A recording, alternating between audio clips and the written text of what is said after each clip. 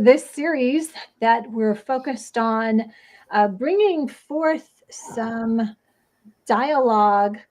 We'll get into a little bit more of why I decided to try and collaborate with my son Ryder on this.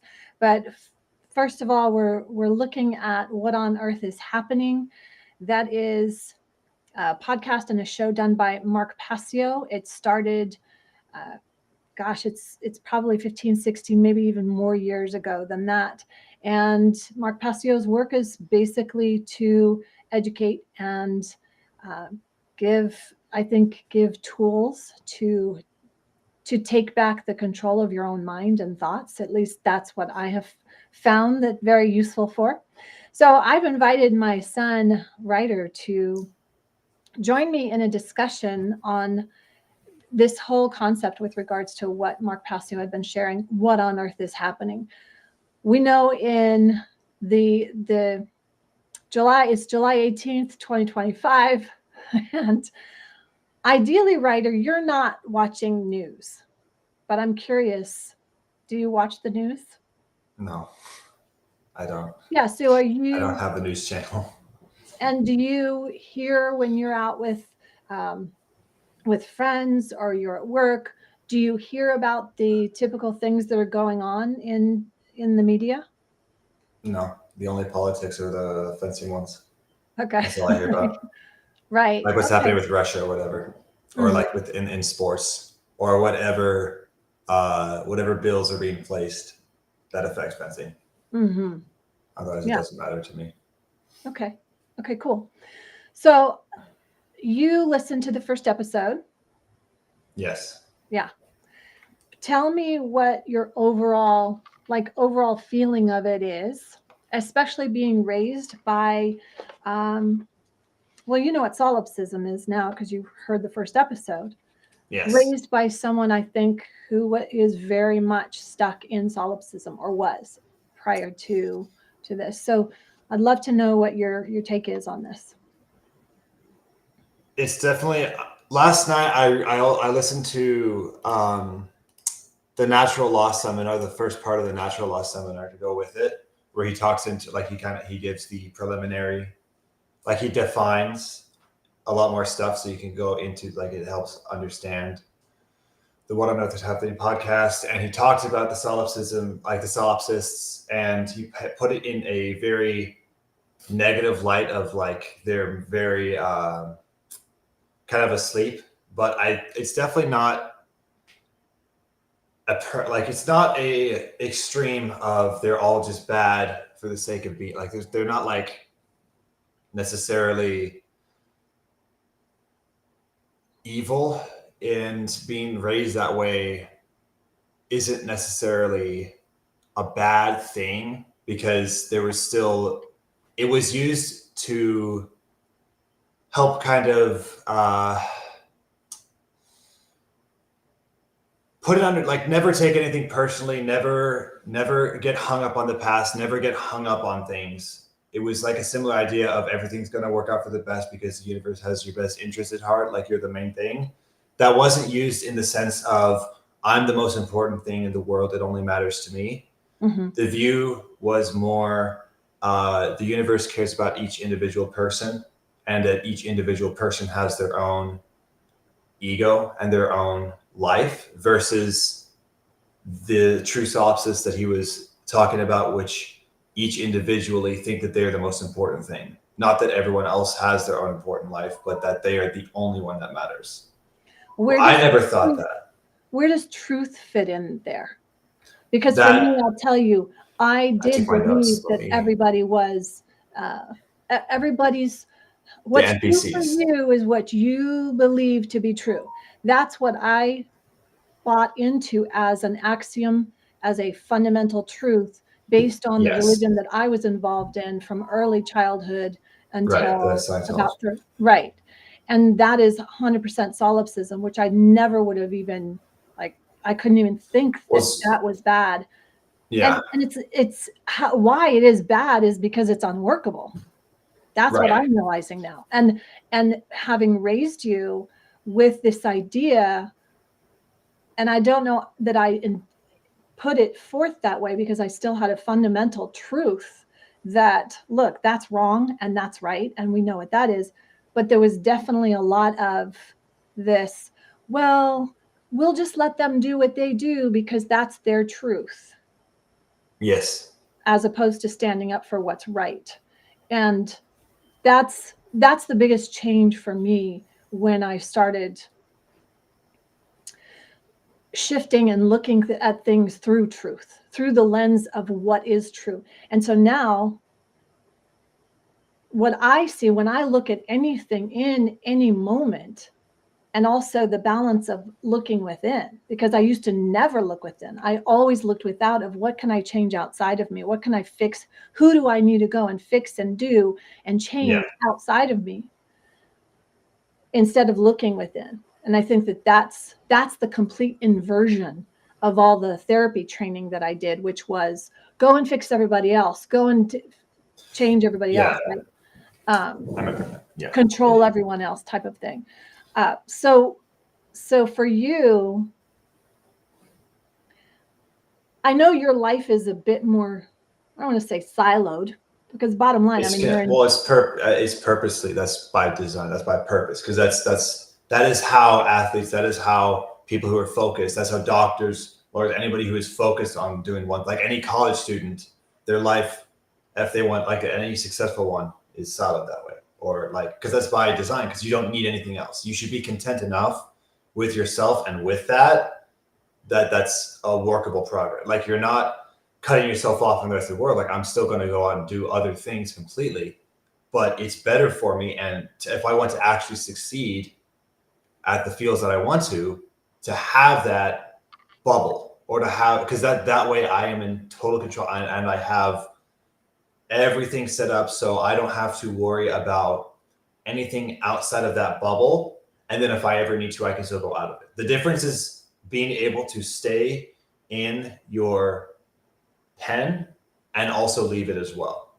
Because I don't want to call it a pen. What does that mean? I don't want to call it a pen, but that's just the word of like when I worked out this morning, right, going there and doing that like 3 days a week, maybe twice, maybe 5 times. Sometimes I'll go every day, but at least every Monday, Wednesday, and Friday, I go and train in the morning, always doing that, like kind of blocking that time off. Right? That's just the personal discipline. And that's like, I don't want to say like pen or cage, but it's like a purposeful. So boundaries, I can see. It's a purposeful boundary. It's a purposeful boundary. Exactly. In a cage. Exactly. That's what it is. And that's good for me, because that way I'm always there 100% to focus. And then I can come back home and do whatever I want. And then I can go back and train this evening. And then I have like, it's the routine and the discipline that I've created. And it's not like someone else put me there. I chose to do that. And I also have the control to leave that if I want to. Mm-hmm. Yeah, I got you. So what is truth to you? Well, it doesn't matter what truth is to me now, because truth is universal now, or like according to me. It's not my perception of the truth. Is that what you're asking? Because that was the big thing, which I remember, which is like truth itself is just whatever is like using the word good now, whatever is inherently good for everybody involved. And like, it's very hard to find that, because there aren't many things where everybody wins in some regard. Like, even in sports, somebody's going to lose, and yeah, you can take a lesson from that, but that's still losing, and it's still going to suck. Right. But that versus there's a lot of perception that you're putting in there, because the truth is someone won, someone lost, someone. Yeah. And that's the perception. That's the perception, not the truth. You're bad, or you didn't do a good enough. It's just because it's cut and dry that one team objectively scored more points. That's right. Like, one team did do that. But then you can also, if you want, you can argue that, well, according to the referee, they did this. According to this, they did this. And then you can go into that. Gotcha. Versus something like, it's very hard, because there's not that many, like, the thing is, there's not that many universal, like, where it's just like truth of, as in, I mean, there's the natural laws, And like you can say, okay, yes, gravity is always going to be there. Like he was using that. He loved that example of, okay, well, if a child walks off a cliff, even if they don't understand what gravity is, they're still going to fall off of it. You know, gravity's there. Understanding that Or if you believe if I that get, you can fly or things if like I believe that. I can get fly, or if I that- get stabbed, or if I get like if I get hit by a car, oh, I'm going to be totally fine. So I can just walk through traffic anyway. Mhm. So it's Yeah, like, it's interesting. There's that delusion, the fantasy yes, land, which I know I was really, they I were. really pushed on you guys. Not pushed, but I wanted to I educate you in understood a way what that. that I you mean, could yeah, be, that you I could always understood create the something difference. more than what is. Yeah. No, there's a few things that I do want to talk about that, but I will mention first. Whenever I travel to different cities, like when I travel to Milwaukee, Los Angeles, especially North Carolina, the people were like, they were all solipsists, you could say, because they were walking down the street.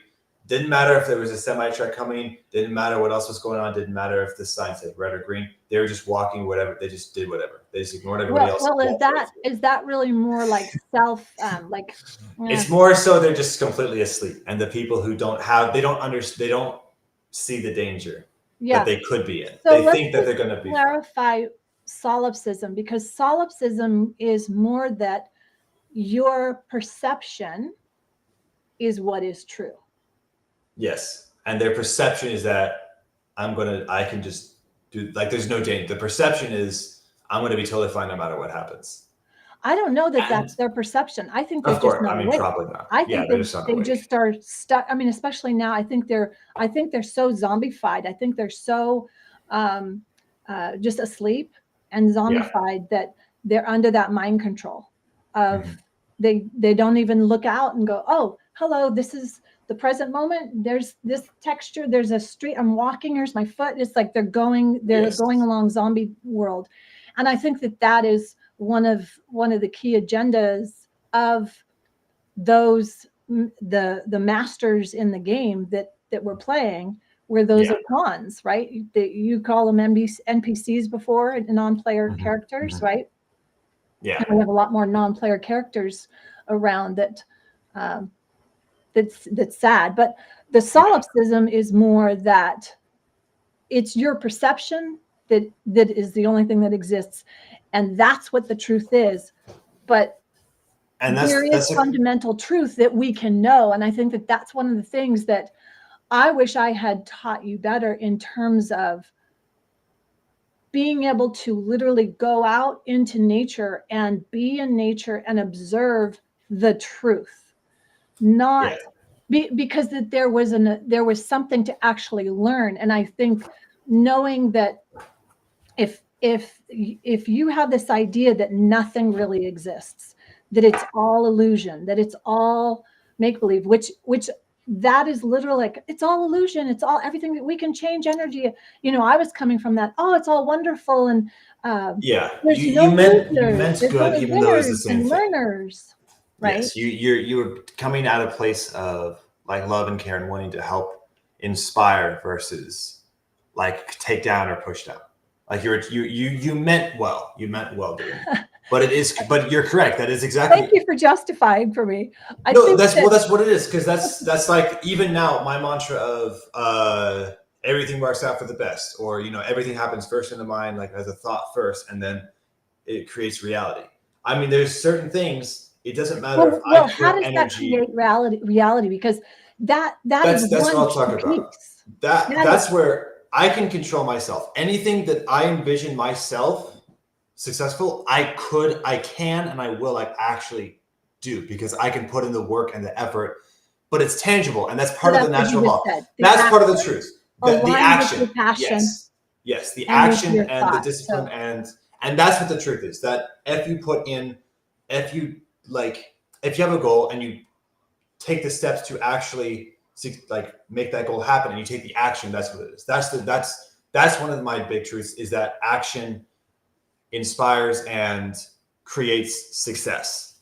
Like, that's one of the big ones. Like, if you actually take the proper action to do something, right, you can actually create what you want.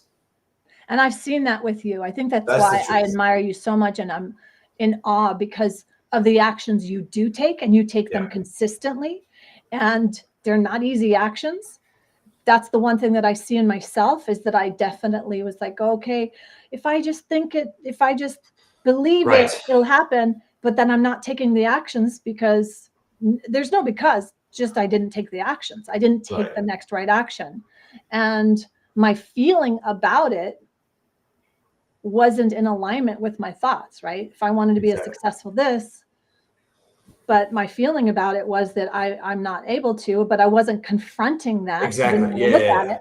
So then I wasn't taking the right action, because I wanted to avoid that discomfort. It's also impossibly hard to just think about what you want and just hope that it happens, because it's always going to be, because if you're just using your thoughts, there's always going to be a thought in the back of your head like, oh, I can't do that. That's too hard. You need to actually take the action to help you realize that either, yes, this is possible and I can do this, or not at all. And I'm going to put my energy on something that I can control. I think that's really key. Yeah. And it's a very similar thing with, like, a good example that I can think about is like in Washington, right? At Orion. I thought, number one, every single time, absolutely not. Like, just physically not going to happen at that stage, because I wasn't, I was doing all 3 weapons. I wasn't training as much as I wasn't training as disciplined as I needed to. I wasn't focused for that. I didn't have the right environment or whatever. Great place. It let me, it was 100% worth it. It helps keep me confident and inspired to keep going. And it gave me the love of the sport, right? So that's where, let's go to the very first tournament you had, where we went to Seattle. Remember, you were in a whatever tournament it was, and you're like, I'm going to get number 1. And that's what I'm like encouraging you. Oh, yes, believe it, believe it, believe it. But it didn't match up with the actual physical, with the actual physical truth, the actual reality of emotion, though. The emotion as a mom, it's like, I didn't want you to be hurt. I didn't want you to feel bad. And I think that is a disservice that we do as mothers and fathers in this time and age, where we are not allowing our sons and daughters to actually be pushed and to feel the grit, sad, to feel that. Yeah. Because that's what living is. That's what living is right there. Yeah. Because if it wasn't good for you, you wouldn't feel it all the way, right? Like, that emotion wouldn't come out unless you were actually like in dire need. And if it wasn't something that was. And I think that there's so much of wanting to numb that out, make it go away, right? To avoid feeling any kind of intense emotions. You know, I was reading something, because I have planted sprouts and put a little garden out while we're here, and so I can have fresh greens. And one of the things that I was reading about the sprouts and my sunflower seeds and why they weren't as hardy is because the seeds needed a plate over them to push up under the ground in order to be strong. And I'm like, wow, how did I miss that? I was always trying to baby them and make them nice and and that doesn't make them strong. And it literally was like, I can't believe so, you know, I just literally learned that yesterday. Or like any animal is born from an egg. The parents will never, if the baby is not strong enough to get out of the egg themselves, they're not going to be strong enough to live in the world. That's exactly right. And I say that, but to see this also, again, it's like, oh my gosh, and to see it with seeds. And now I'm saying, how much have I done this, and how am I still doing it? Because it's a pattern. And I'm trying to recognize these patterns more. I mean, that's the whole point of consciousness, right? That's literally the key to the answers to what we're living right now with all the craziness that's in the media and all of this, is that we have to become conscious. And the consciousness is that we have to start recognizing the patterns, not just the patterns outside of us, but the patterns within us. Right. You know? I like that. I did like that they said, like, the first step to solving the issue at hand is like recognizing that there's a problem. Because there's a lot of times, I know you'd love to just like, there's no problem, it's whatever. You're like, it's fine. It'll pass. Well, I like to say there's challenges. There's challenges than a problem. Versus there is an actual problem that we have to take steps to solve. And that's the first part. Is like, if there's something that's not aligned with our perception of reality or what we want, you got to get rid of it. You got to just take it up. or ignore and it, it's hard to do which I both. did. I would ignore it and pretend And it wasn't ignoring it there. is the issue because That the was second step is action. right. And Yeah. the ignoring, as Ignorance. Yeah. Passio says, is ignorance. And I think that Ignorance. Yeah. that's something. Well, yeah. It wasn't that I was trying to be intentionally ignoring it. I was trying to make it go away because I believed it. And then I spent a lot of time. I don't know if you remember Abraham Hicks, Esther Hicks. I would always play those CDs and, be in the vortex, be in the positive, and not confront that part of me that was keeping this pattern alive.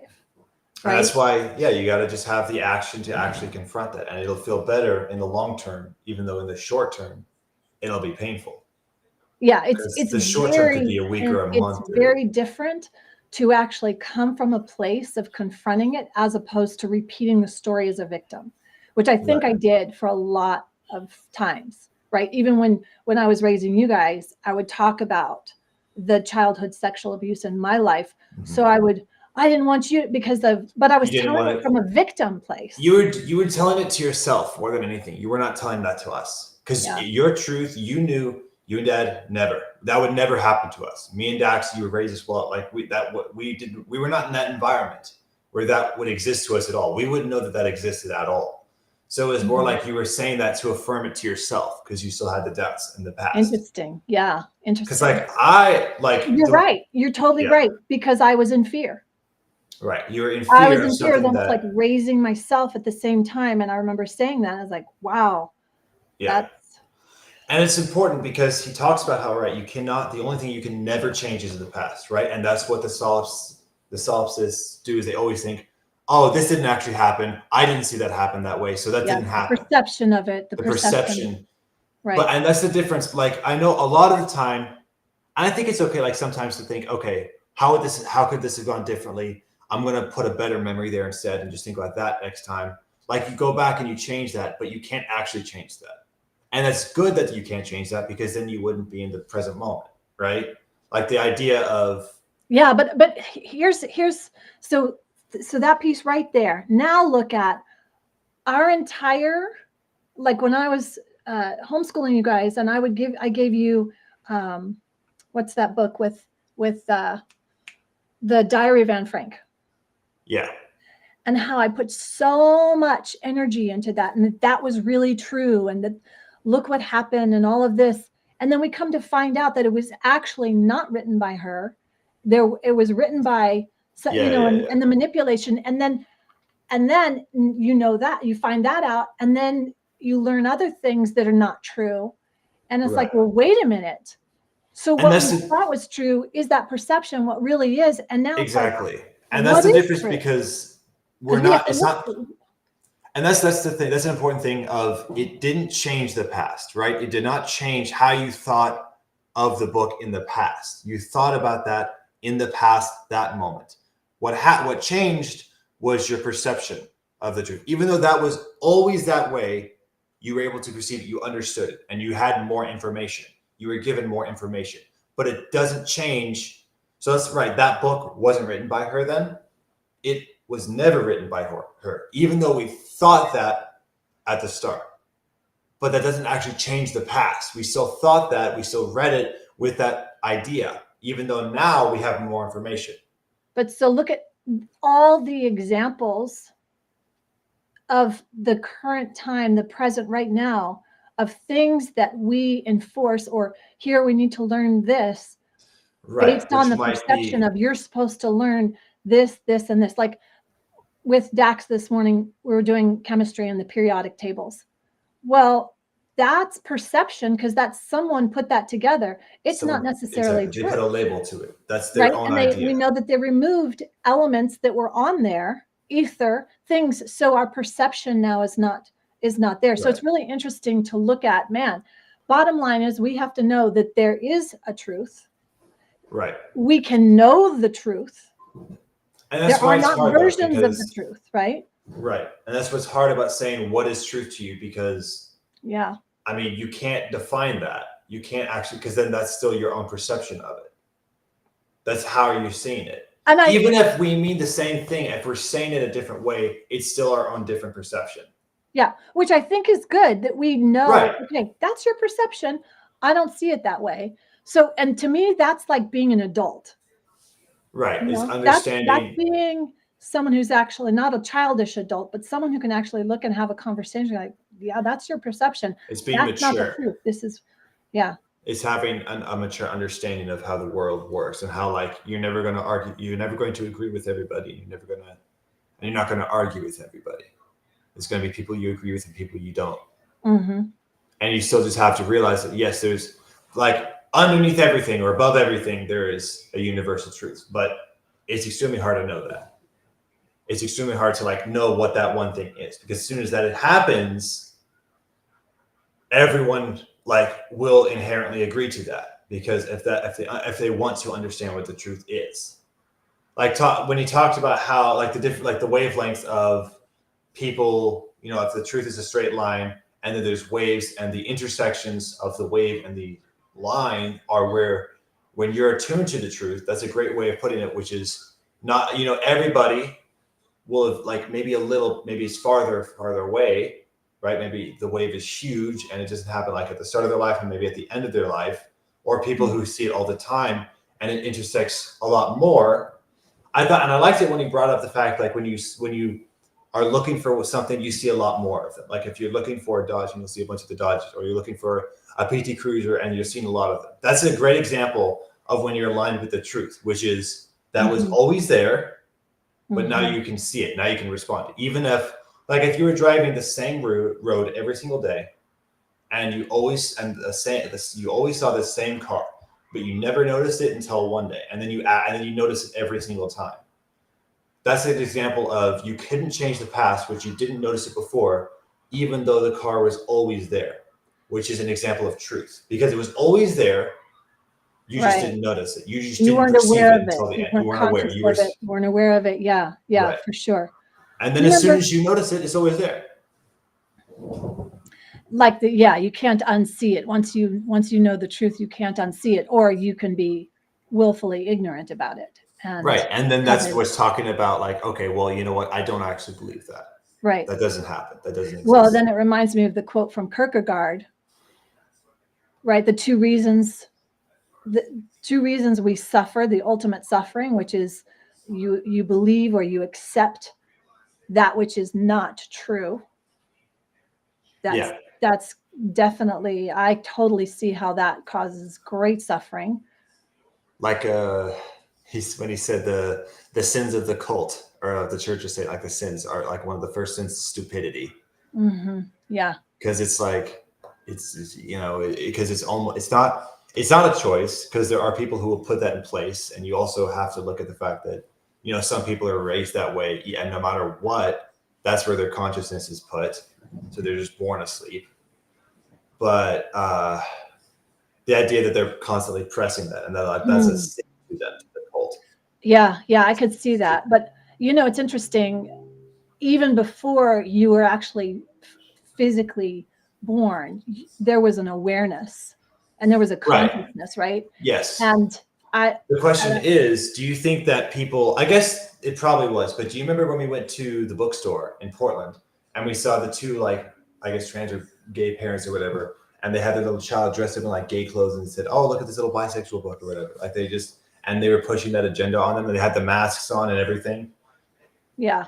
And that child will grow up with that no matter what. That will, even if later in life, their truth, but it's not. Right, that'll be their perception. Even if they wake up, or if they wake up later in life. Yeah.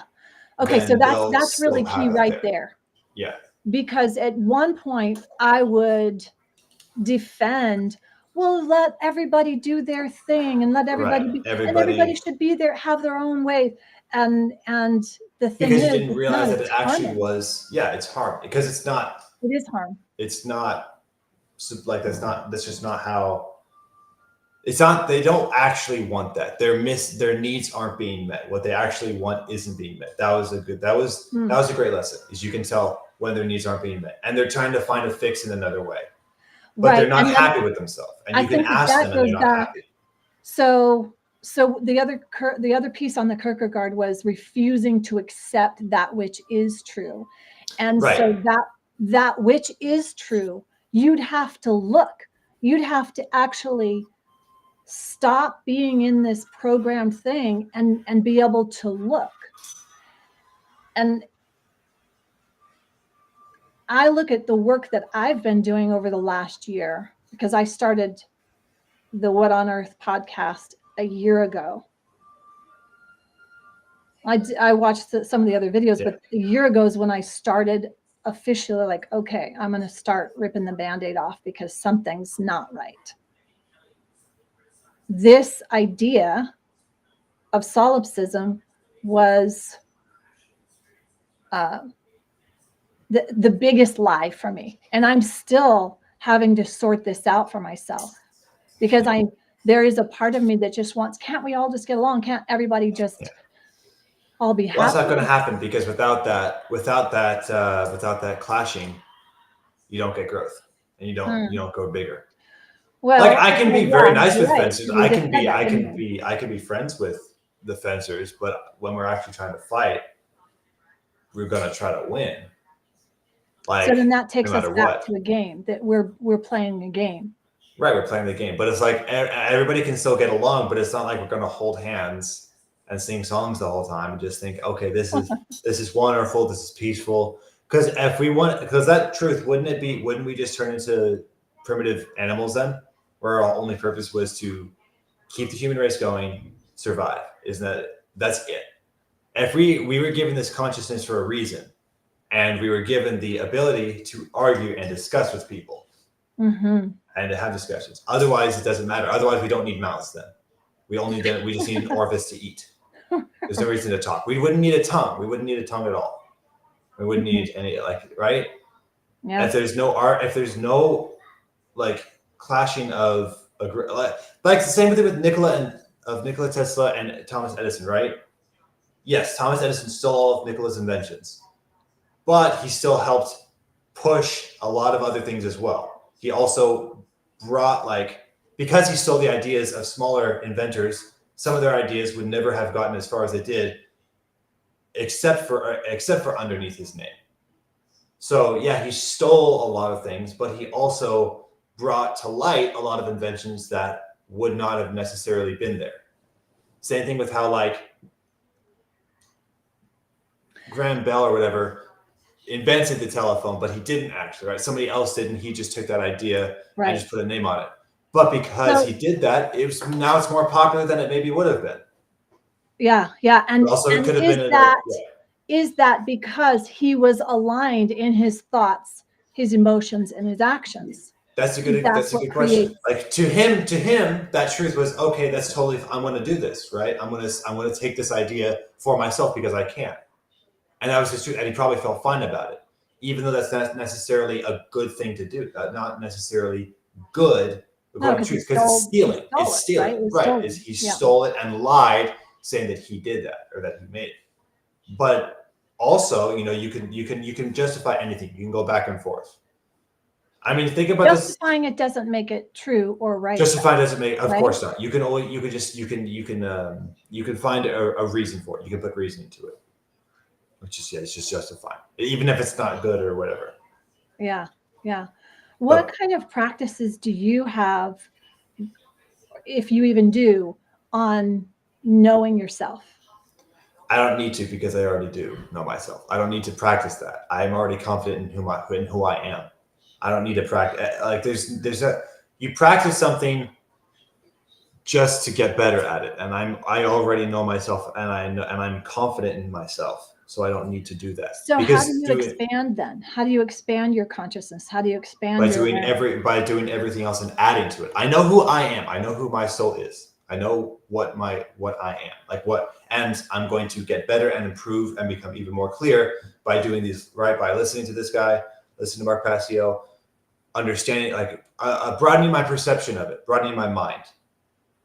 I know who I am and what I'm going to do, but I can add to that. That doesn't necessarily, just because I know who I am doesn't mean that I'm not going to expand and try to learn and be open-minded and do everything I can to listen to people, to learn from them, and to still practice and try to master things. because I don't need to like think, okay, am I happy with this part of me or whatever? I know I'm happy with myself. I'm proud of myself. So I'm going to keep doing the actions that make me better. And I can look at myself, I can say, okay, yeah, I'm still pretty skinny. I'm lean, whatever. I'm lean. My left arm's smaller than my right arm because I'm always fencing.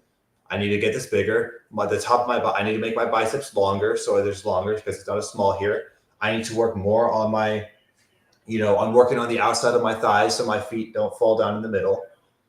I need to get a haircut because my hair's getting too big. I need to get my whatever. These are all like I need to go scrape my tongue. I need to go do this, whatever. That's not part of like that's me. That's my body. But I'm happy to like working on that. I'm not thinking, oh, I'm so sad about that. And I'm going to be upset that it's not where I want it to be. I'm going to work on that to make it better. Yeah, because you're not making it mean right. that or whatever. That's good because you have a fundamental. It's fun. Yeah, it's fun to improve. Wholeness. Fundamentals, yeah. I mean, the fundamental wholeness that you're expressing is. Yeah. I'm glad you have that. That's. I wish. No, I wish that everyone could have that. Yeah. Do you ever think it's like I wish everyone could just have that fundamental truth the truth that they're happy and that they're whole and that the body is something that you can work on and it's like a sculpture that you can always be improving on, as well as your thoughts. I mean, right, and the thoughts as well, because the thoughts isn't part of your soul as well. Your mind is not your spirit or your soul. Your mind is just like whatever you think about. You can always expand on that the same way you can improve your body, and it's the same way you can improve your mind. Yeah, but really there's still like this truth. There's still a wholeness that you have, which is separate from, like you said, the three things, right? The body, the mind, and the spirit. The spirit should always be whole. You can always work. I mean, I guess it should be separate than those three as well. Like the wholeness, the unity of them should also be separate because you can always work on your spirit. I think that would be the awareness of the awareness. Your consciousness. That spirit seems like it's something different. Like when, like what Rod says, or like what you said about like, when your body and your mind are tired, your spirit needs to take over. When your spirit's tired, your body and your mind need to be there. I think if you're putting that there, then that's more of a material thing that you can also work on. But there's still something about yourself that is always whole, that will always be there no matter what. No matter if you're happy, if you're sad, there's always something there that you can like. So to me, that's connection to source. That's the connection. Right, you can call it divine, you can call it God, whatever. That's to me what that is. Yes, the part of you that has always been there. It's been the same since before you're born and since after you die. The part that's always there, no matter what. And then you can just add you can improve the body around it, you can improve your mind around it, you can improve your spirit about it and how you act and everything. And you can choose your actions. Yeah. Yeah. I wanted to ask you a couple of questions regarding, because we used to play chess a lot. Yeah. And if you were to look at this playing field as a chessboard, where do you see yourself?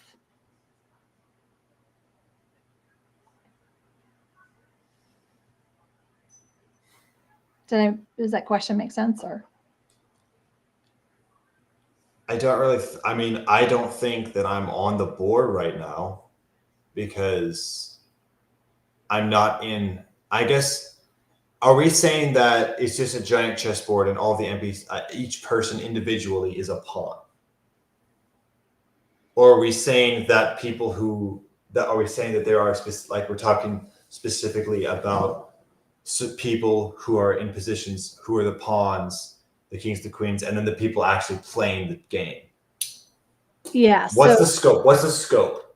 Yeah, good question. So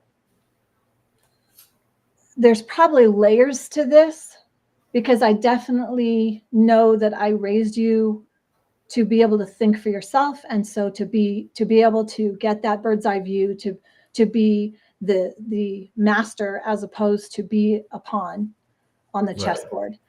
But I'm seeing that there's a world that we live in where there's a lot of pawns, and so if we're saying that each person individually is a pawn, I would say I would be closer to something like bishop or like a knight. So you're still being moved by something, by a master. I'm not being moved by a specific person. I'm being moved by my drive to succeed, which is still been pushed. Like why do I want to? Obviously, right? I love fencing. That's my passion, sure. But what started me there in the first place? It was the idea of sword fighting, or like watching the Olympians win, watching Olympic champions, world champions. That's what's pushing me. Like, well, that's not everything that's pushing me, but at the start, that is what was pushing me. And that's not necessarily a person, but that is an idea that was quote unquote sold to me of winning and everything. I think It was sold to you, that idea? I don't want to say sold, but it's like I saw that and I think, okay, I really want to do that. I guess it was because like it wasn't like I would like you. It wasn't like you were there's a lot of parents of the fencers who are definitely the ones moving the kids that way. Mm-hmm. And there's lots of there's reasons for them to be moving. Like there's a couple of fencers who only care just to get to college and then that's it. And then they're done after that. And that's what's like pushing them, even though it's not a specific person. Mm-hmm. I guess it could be in some cases where it's like the parents doing that for them. Like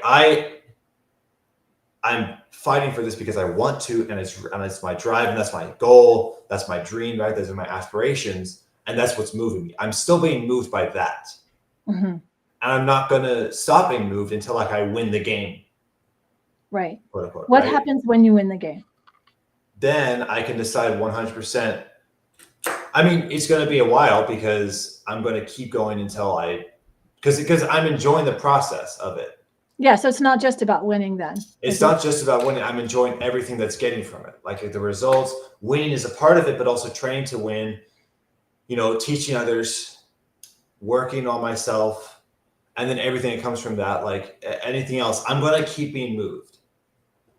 And it doesn't matter to me if it's not entirely my choice, because reality it is my, I want to do this. And I stop at any moment, but I can also choose to keep going. I love that. Yeah. I love it. Yeah. I'm a proud mama. So there's a couple things that I wanted to bring up, because I remember making a phone call to a coach, a high-level coach. Yeah, I remember that. Yeah, and you said that's because that was their perception versus that's their perception versus but I was believing that as true because I didn't know better, right? Right, but that's also like coming from their point of view. That is true. Their point of view is from their perspective. That's from their perception. That is what truth is to them. Like the only right, I went to Alliance. We didn't call or talk to them before. I just went there for the camp. Yeah. And then no, I know I called somebody in Kentucky or something who was because you could bluegrass. But then we went to I met, and then Natalie saw me fence at tournament, and she said that she wanted to work with me, and she saw that. So that was the perception, which is I could actually do stuff. That was the perception from day one, which is I have the potential to like push myself far. But your truth was there. It always was there. You had I will work hard. The idea, the passion, and the action, all in alignment, all in harmony, and moving in that direction. Exactly. And I think that's what actually got me to where I am. And this is the thing we're doing. I need to do that. But right now, my thoughts, emotions, and I mean, I think about myself at your age. I was all over the place. Right. My perceptions were completely skewed by what I thought other people wanted me to do or what I should be doing. And that is so dangerous. But I think that that's what a lot do. Mm-hmm. They live their life that way versus like, as I talk to you, you're very uncomplicated. You don't have a lot of, you're just like, this is my focus. And I think that that's, it's very simplistic because I've simplified it and made it as sufficient as possible. It's very calming. It's very, I find that I'm wanting that now myself, whereas I know I have complicated so much, but I did it based on my not looking at the truth and perceiving a bunch of other things. So, it's really interesting how. And that's, It's good because no matter what the actual truth is of the fact, matter like whether I'll make it or not, I'm going to keep putting down like I'm not going to force that reality if it's because I can't actually control that. I cannot 100% control anything except for myself and my own actions that I take. So I'm going to take those no matter what. I'm not going to let what happens or my result at a tournament dictate how I'm going to train or if I'm going to keep training. Or make it be a perception, or make it mean anything besides what it actually does. Like, okay, this is what the result was. It doesn't matter. That's all that it means now. Whether it's a good result or a bad result, I need to keep training for my big focus, for the goal, because I always want to have that. Because without something really far off that you can get closer towards, like it still needs to be somewhat realistic. Like even if it's a quote unquote miracle to make that happen, if it's still tangibly possible, like you making it to the Olympics or setting a world record or playing a song, like playing a super, super hard piano song perfectly, even though it's like, wow, that's really, really, really hard to do and really far off. It is tangible and you can actually go for it. And you can, and like, no matter what happens, you can always push towards that. And that's what helps you that's what helps you decide from the truth or just from what someone else's perception is. Because if you look at it like, okay, this is possible, it's very hard, but it's possible. And then you hear someone say, no, that's impossible. Then you know that that person isn't on the same wavelength. Like their own perception is different than yours. And it helps you decide whether they're going to be an asset or something that just doesn't need to be part of your life. Yeah. I love it. Thanks, Ryder. This is an interesting conversation, and I want to continue this, especially since next week we're going to talk about, I think in the podcast number 2, he talks about 9/11 and how 9/11 was a trajectory for more control with regards to travel. Yeah, absolutely. Because that's what happened. Yeah. You can look at you can see. Yeah. Next week I want to talk about specifically how you address traveling, because as a fencer, you're traveling all the time. You're constantly gunning on an airplane and dealing with, you have to make choices. And I don't know, I personally wouldn't want to have to do certain things, jump through certain hoops, but I would like to know how this will be fun to have that conversation next week after we do number 2. Is there anything else you want to bring up with regards to?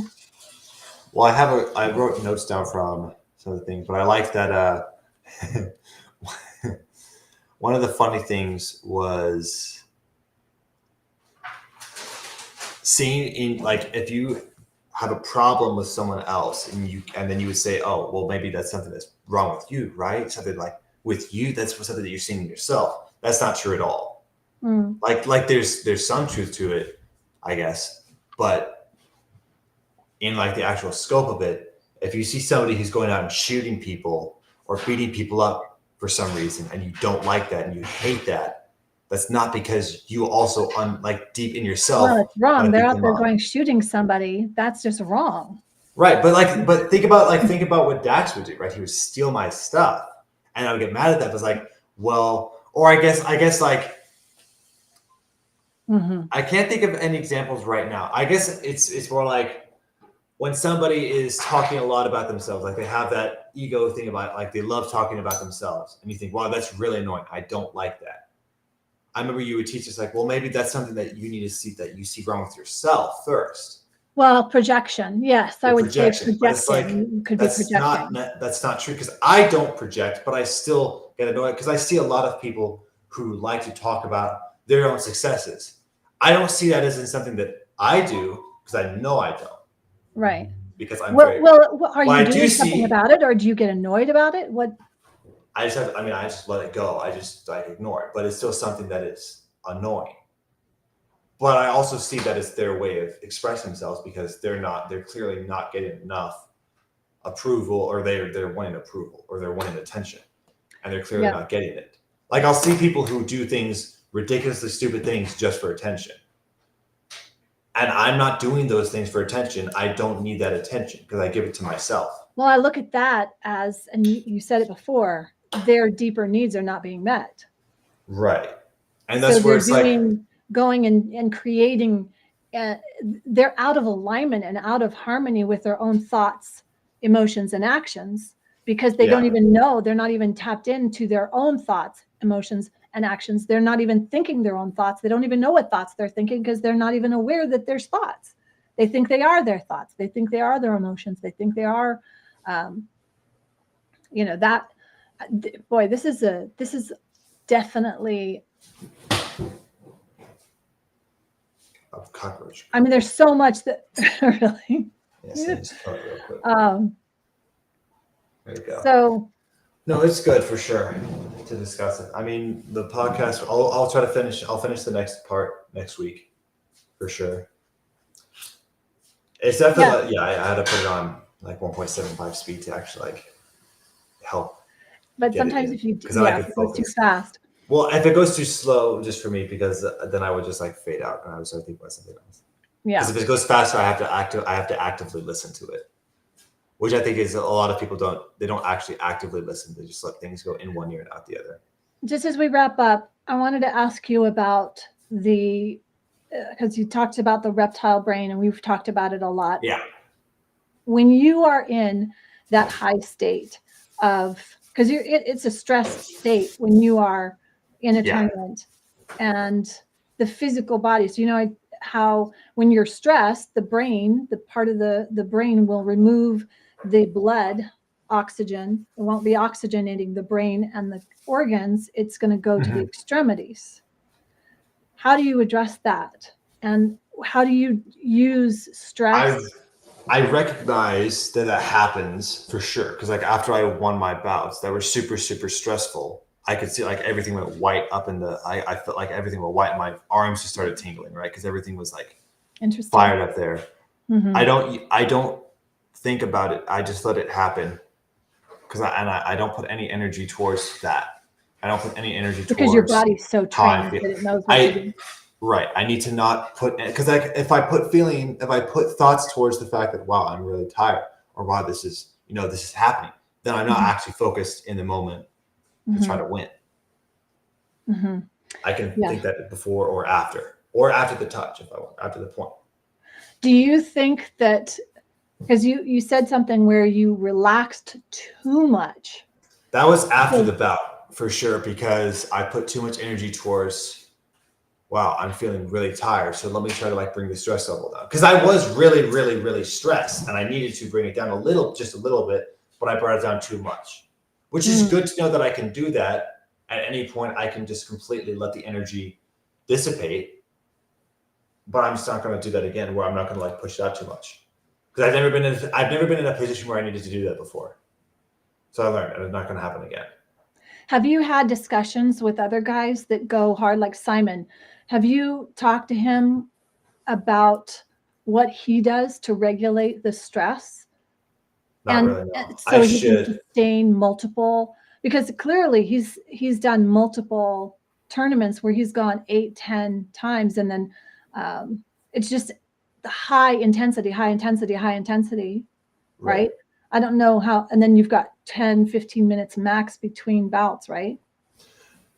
I don't know. I'll definitely have to ask. I mean, I know I talked to Sam, or I talked to Sam a little bit, like when he's and Oleg when they're preparing for Worlds, where Sam he doesn't get stressed out about the tournament. He gets more nervous about the fact that he's not feeling nervous or stressed out. And then like he would work on that to like relax, because he's just very, very that's a thought thing, isn't it? It's making thoughts.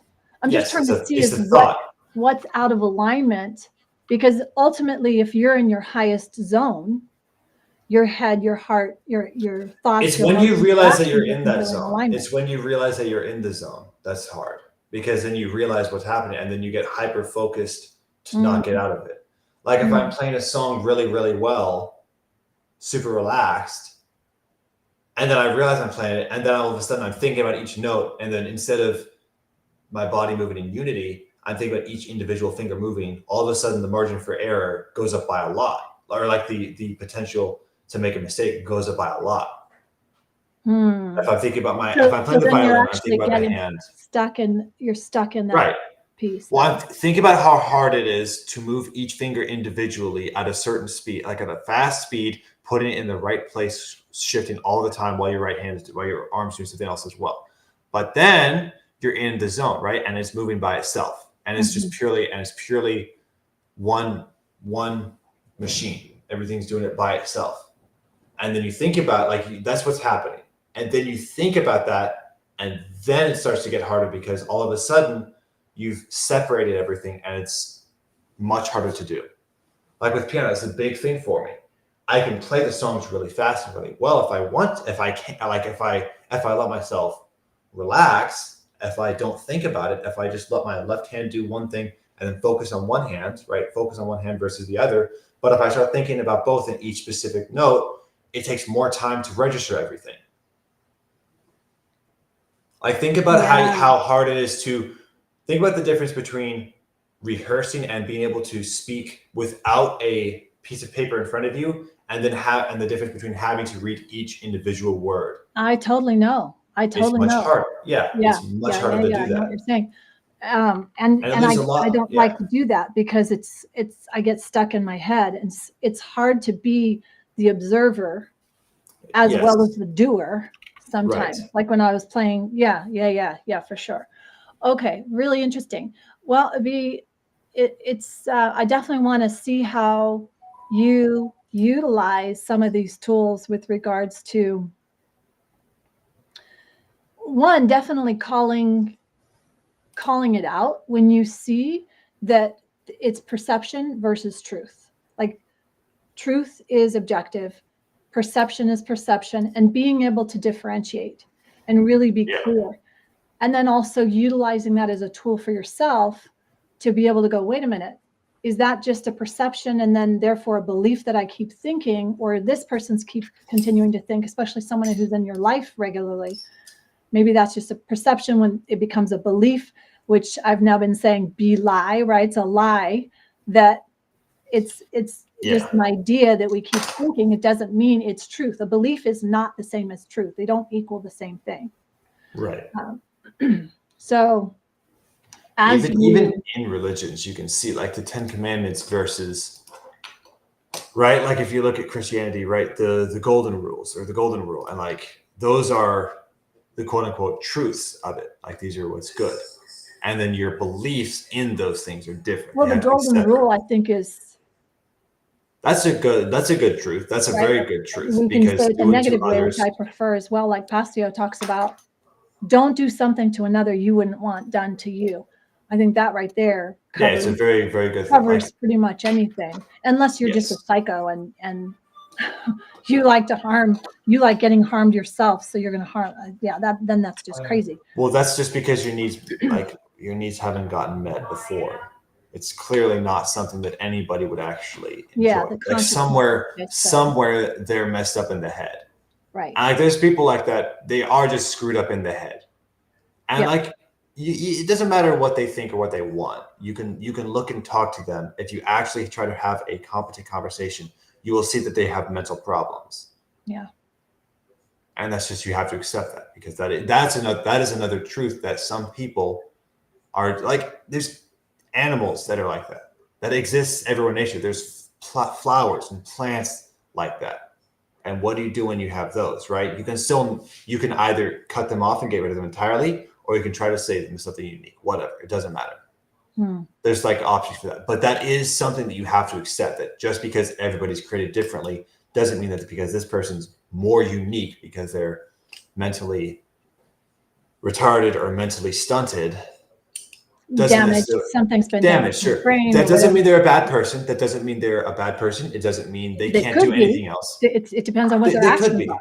Right. It's the same reason that somebody who's completely mentally stable can do bad things, because they were just raised that way, or because that's what they had to live. That's what their existence was. Like somebody in a bad neighborhood who grows up thinking or seeing that, okay, well, the only actions to get food for myself is I have to go steal it, or I have to rob somebody at gunpoint, steal it, even if they're completely mentally sane, because that's just what that's what their perception is. Mm-hmm. And then that's what they think their truth is. And that's why they think, oh, whatever, the consequences, yeah, there's consequences, but that doesn't actually matter as much as me surviving does. So it's the difference between, the environment that you're raised in, and because the environment that you're raised in, I think dictates more about what you're going to do more than anything, because that's where other people's truths and perceptions can be pushed in on you a lot more that versus you being able to actually discover those for yourself. That is definitely, and then we call that programming, and then we could go down that whole line, which it'll happen. I mean, Pastor talks a lot about it, so we'll just continue this, and I want to keep moving forward, collaborating with you on this, and see how it applies, see how you're working on it. What's your number one takeaway from number one? I get to be much more critical, thinking about just any decision that anyone else makes, and thinking about my own decisions that I make. Just seeing I'm just going to start looking at what is necessary, what's an actual truth, and what's just perception that somebody created. Like what part around me is truth and what part is just perception. Cool. Yeah. Nice. Thanks, Ryder. Yeah, thank you. Awesome. Yeah, so we'll be back next week. We'll see.